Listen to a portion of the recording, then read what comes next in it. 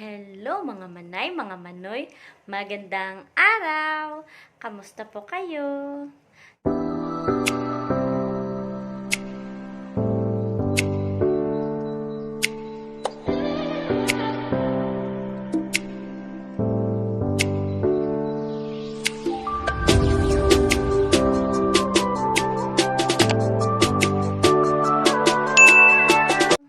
Ngayong araw ay itutur ko kayo sa aming bahay dahil lubos-lubusin ko na lang dahil nakauwi naman ako dito sa bahay. So, itutur ko na lang kayo sa aming simpleng bahay dito sa Talakugon. Ito yung aming sala. Ito yung sala namin. Yan. Pasensya na, ito yung gamit ko kasi may kinuha kasi akong damit kaya nandito yun sa baba. Tsaka, dito yung TV nakalagay sa baba ng namin, ng hagdanan. Ito kasi yung, duyan ng bata kapag, kami, yung baby ni ate, pag umuwi, dito natutulog, duyan kasi, dito kami, umuupo, at kapag nanonood ng TV, kasi, kaya dito yung duyan at dito matutulog yung baby kasi may baby yung panganay na kapatid ko. So, dito yung TV, ayan.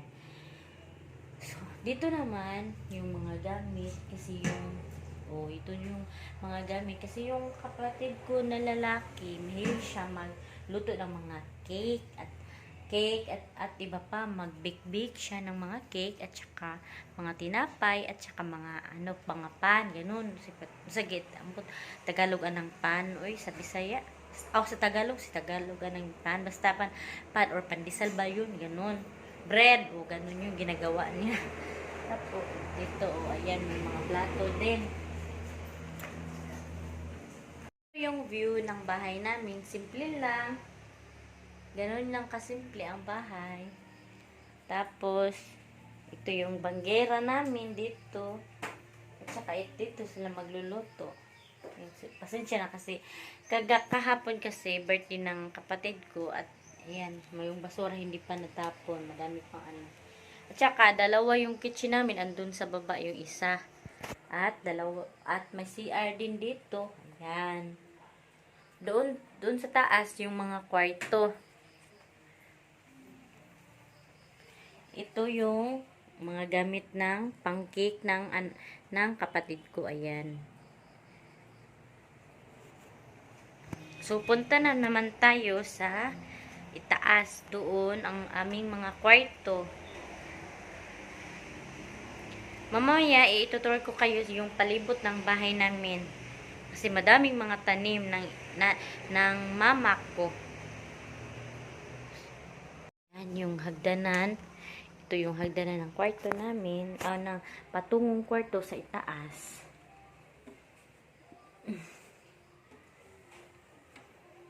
Ayan, nandito na tayo sa itaas ng kwarto namin.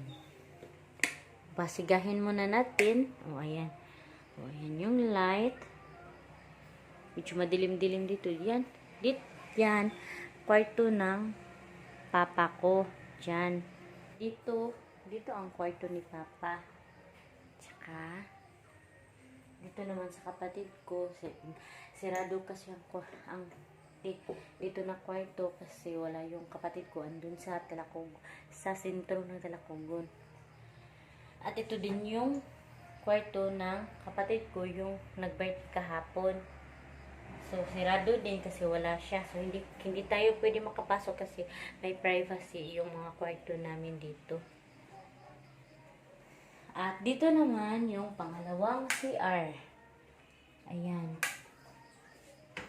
Ito yung CR namin. Ayan. Mas maganda ang CR dito sa kwarto namin. Ayan. So, doon na naman tayo sa kwarto ko. Ang kwarto ko ay simple lang.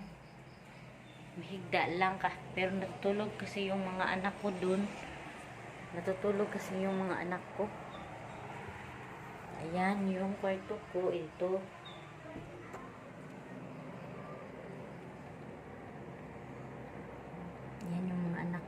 natutulog sila. So, ayan yung kwarto ko. Ang kwarto namin dito ay 5 kwarto. Ang pinakamagandang kwarto ay sa kapatid ko na babae. Dito.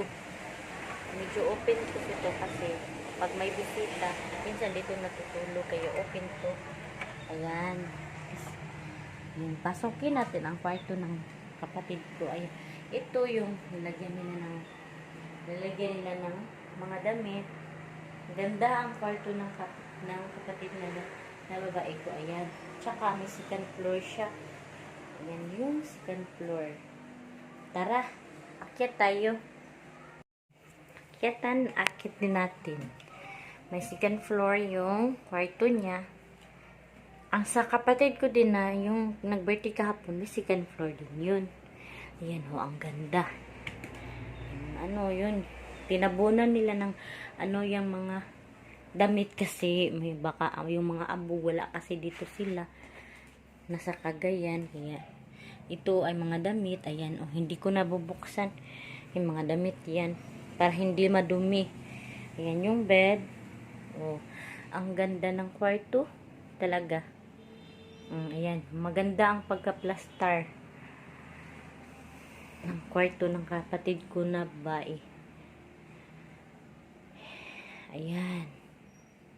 Ang ganda. So, baba na tayo.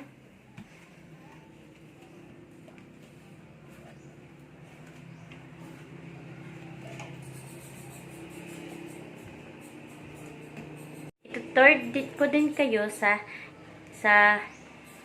baba ng bahay namin dahil andun yung bahay-bahay ng mama ko kasi may gusto ni mama na hindi siya umaakyat ng bahay kasi yung bahay kasi namin dos andana, so ayaw niya ng dos andanas, ayaw niyang umaakyat-akyat, kaya nagpagawa kami ng maliit na kubo, kaya doon siya. Tara, samahan niyo ko at ipakita ko sa inyo. Teres pala kami dito. Ayan, teres dito sa ibabaw namin. Mahangin dito. Ayan. Makikita natin yung nasa baba. Ayan, madaming mga bulaklak. Bulaklak din dito sa taas. Ayan, yung teres namin. Yung may, dyan. Kung gusto ko maghiga-higa, dyan kayo. So, bababa na tayo at tingnan natin yung kubo ng mama ko na pinagawa ng papa ko para lang talaga kay mama. Yan yung kubo ni mama. Diyan siya matutulog. Siya lang mag-isa dyan kasi gusto niya, ayaw siyang umaakyat sa second floor ng bahay namin. Ayan. Ito ang loob. At saka may second floor pero simple lang dito. Ayan. May din dito, may ilaw. Ayan yung madilim, hindi na lang natin yan pasukin. Yan, simple, madaming mga damit ni mama. Ayan, medyo malawak-lawak din. Ito yung kubo-kubo ni mama. Maganda dito kasi aircon at saka malamig din.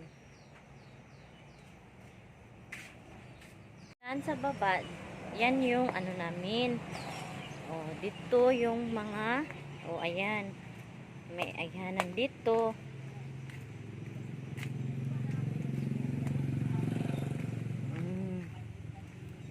Dyan ang dyan pag may mga party dyan ginagawa yung mga event.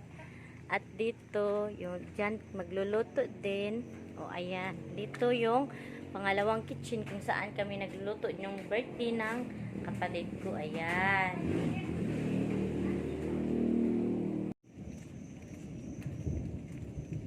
So, ayan yung bahay namin. Kung dito tayo sa baba, titingin. Dito sa kilid ng bahay namin, madaming mga prutas. Ayan, rambutan, may lansunis. Ayan, lansunis. May mga lubi, mga butong yan.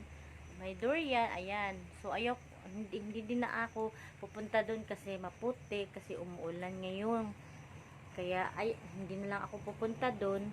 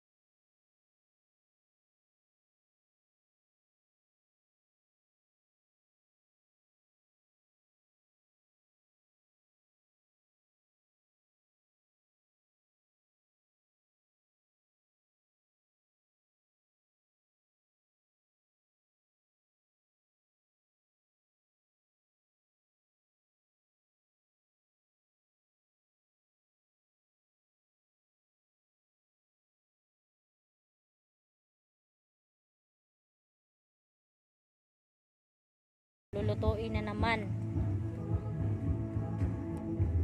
Yan, luya. Mga lubati ni mama, oh. Yan, mga lubati. Katay-katay lang ang mga alugbati. Tapos andun sa taas, madami din tanim dun sa taas. Hindi ko pa, yun, mga lubid. Dun sa taas, mga kahoy at saka mga prutas. Tapos dito sa baba ay mga gulay ni mama. Yung bunga ng rambutan, oh, mga hilaw pa. Oh, madali lang tong abutin. Ayan, oh, oh, 'di ba? Maaabot ko lang.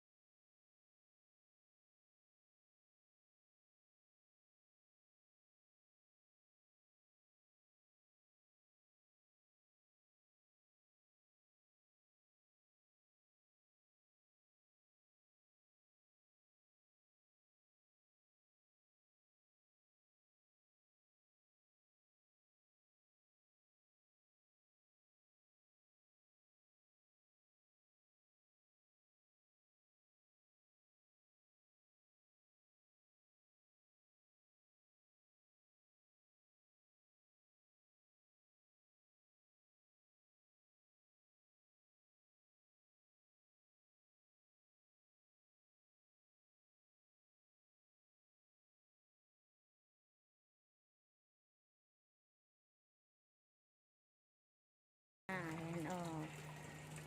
May ano din si Papa dito, mga isda. Ayan. Ang ganda ng mga isda ni Papa. So, natapos na natin tour ang aming bahay dito sa probinsya. So, sa mga hindi pa nag-subscribe, please subscribe my YouTube channel, guys. And also, thank you sa mga nag-support